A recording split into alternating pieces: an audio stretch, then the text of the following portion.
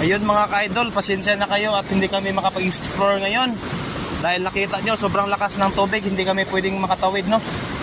So, papasilip ko lang sa inyo. Ito mga ka-idol, napakalakas oh. Dahil sa malakas na bagyo. Ayun oh.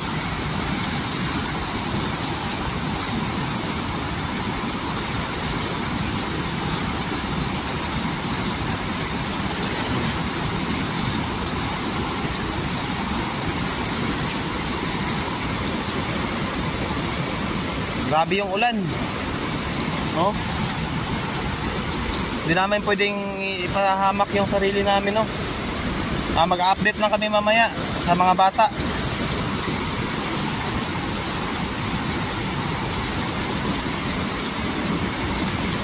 Hindi kayang tawirin to ng mano-mano.